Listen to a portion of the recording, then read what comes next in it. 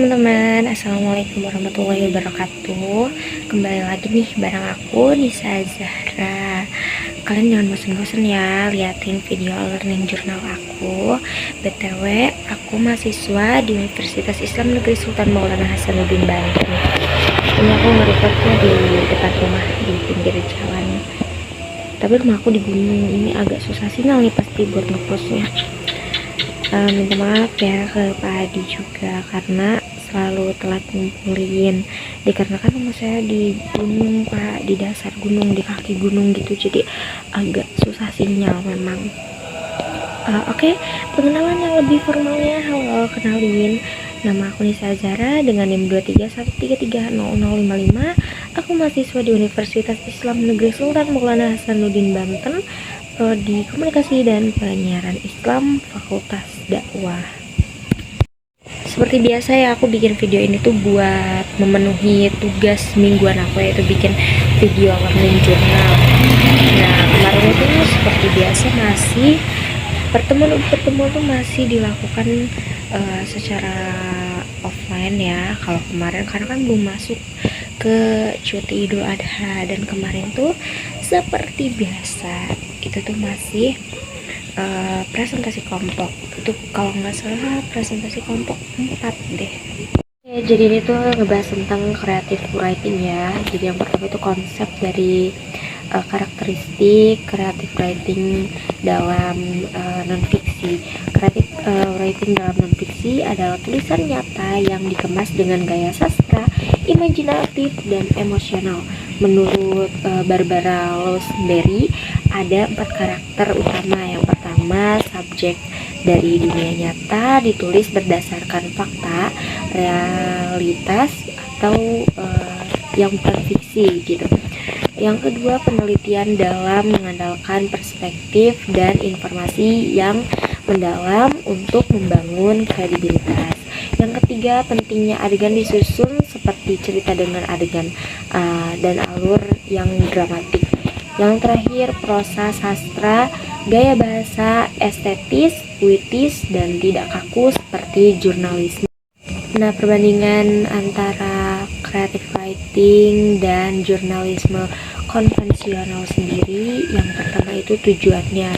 Kalau creative writing itu menyentuh emosi, kalau jurnalisme itu menyampaikan informasi. Secara pendekatan, creative writing itu naratif dan subjektif, kalau jurnalisme itu lebih objektif. Terus secara gaya penulisan, creative writing bebas dan kreatif, sementara jurnalistik itu lebih ke formal. Terus unsur fiksi dan non fiksi, kalau creative writing itu bisa keduanya, kalau jurnalisme itu hanya non fiksi ya biasanya. Kalau secara struktur sendiri, creative writing itu lebih fleksibel, kalau jurnalistik harus dengan piramida terbalik gitu, harus dengan konsep piramida terbalik. Yang keenam itu gaya penyajian. Kalau creative writing itu imajinatif, kalau jurnalistik itu lebih lugas. Yang ketujuh, waktu penyelesaian. Creative writing lebih lama, jurnalisme lebih cepat. Teknik creative writing dalam penulisan berita dan artikel digital. Yang pertama, storytelling naratif, membuat tulisan terasa lebih cerita gitu ya. Yang kedua, lead yang memikat, pembukaan yang menarik perhatian. Yang ketiga, descriptive vivid, gambarnya jelas dan hidup. Yang keempat, dialog dan kutipan memberikan nuansa nyata. Yang kelima, struktur fleksibel, tidak terikat pola piramida terbalik. Terus ada pendekatan creative writing dari aspek gaya bahasa. Yang pertama itu deskripsi sensorik, mengunggah indera pembaca. Yang kedua, dialog langsung, lebih hidup dan personal. Yang ketiga, personalisasi, melibatkan pengalaman pribadi atau sudut pandang individu. Yang keempat, metafora dan simile, menghidupkan bahasa dengan gaya figuratif. Saya lanjut ke pembahasan selanjutnya, struktur naratif dalam penulisan berita dan artikel di media digital. Creative writing sendiri dalam media digital menggunakan struktur naratif untuk menyampaikan informasi secara emosional dan menarik.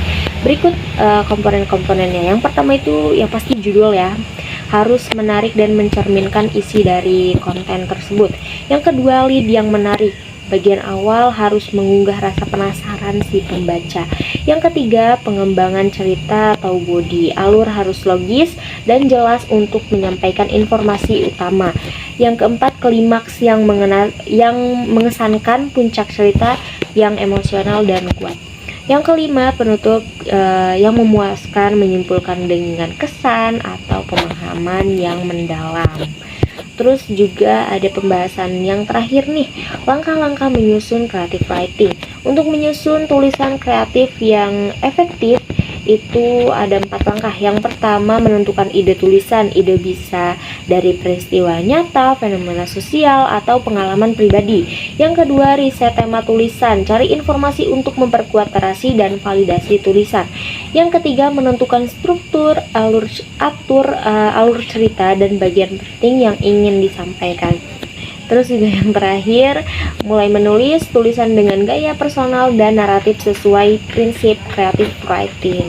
Mungkin itu aja yang aku bahas di minggu kali ini, karena memang pembahasannya hanya itu. Terima kasih, sampai ketemu di video-video selanjutnya, dan mungkin tinggal ada 1 atau 2 video lagi yang harus aku kerjain. See you next week. Bye-bye.